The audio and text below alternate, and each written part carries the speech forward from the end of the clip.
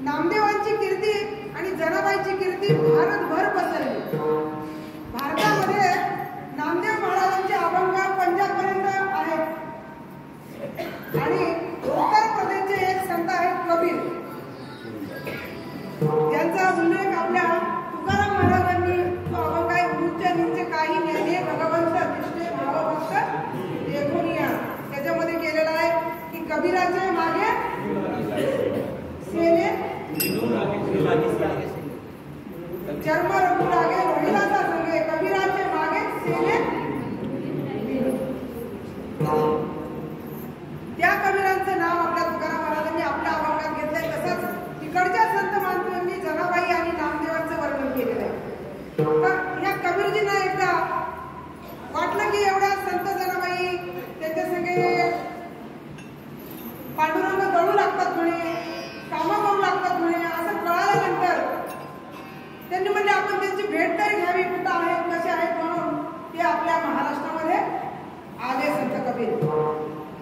संत कबीर आले जेव्हा ते चंद्रभागेच्या तीरावर उतरले, तर चंद्रभागेच्या तीरावर उतरल्यावर त्यांना आता विचारायचं होतं की नामदेवाचं घर कुठं आहे, कोणते नामदेव महाराज आहेत।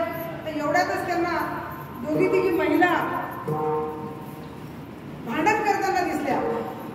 त्यांनी विचारलं बाबा तुम्ही का भांडताय, तर त्या दोघी तिघी जणी भांडत होत्या। त्याच्यात त्या तिघी जणी मैत्रिणी होत्या, त्यात या जनाबाई होत्या आणि दुसऱ्या दोघी जणी त्यांच्या मैत्रिणी।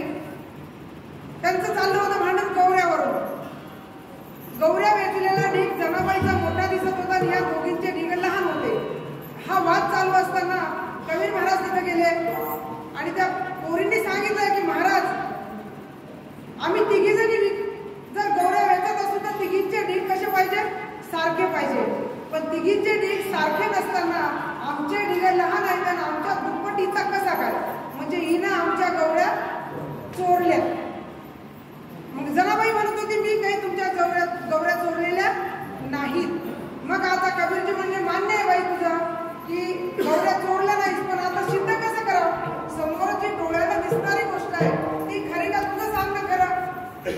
आम्ही तुझा कसा विश्वास कसा ठेवा? भांडण मिटवायचं तर कुठला तरी पुरावा पाहिजे.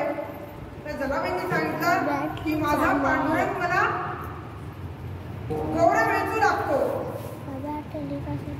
सवेवेची शेणी नामयाची जरी सवेवेची सेनी. सेनी म्हणजे रानशिन्या गौऱ्या. रानशिन्या गौऱ्या माहित आहेत ना? रानात पडलेल्या जशाच्या तशा असतात त्या रानशिन्या गौऱ्या. मग काय केलं कबीरजींनी? म्हणजे बाई खून सांग. तर त्या जनाबाई म्हणाल्या ज्या गौरीला माझा हात लागलेला आहे, मी 2 हाताने वेचत नाही, माझे 4 हात म्हणजे माझ्या पांडुरंगाचे 2 हात असतात. आणि जेवढ्या गवळ्या आम्ही वेचलेल्या आहेत पांडुरंगाला आणि मी, तर त्या गौरीमधून काय निघतो? विठ्ठल विठ्ठल ध्वनी निघतो. आणि मग तिथं त्या कबीर महाराजांनी प्रत्येक गौरीला कान लावायचे, गौरी घेऊन कानाला लावायची आणि खाली टाकायची.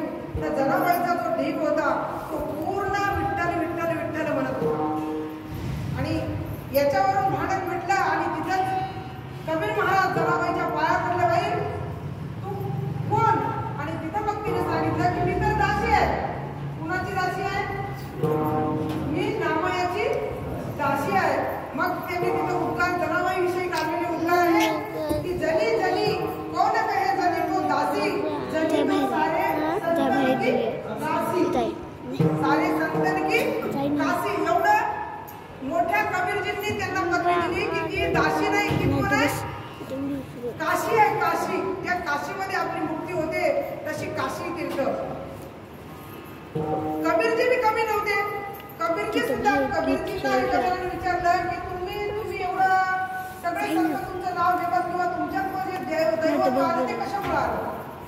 तर कबीरजींची एक त्यांच्या दोहे, कबीरजींच्या आम्हाला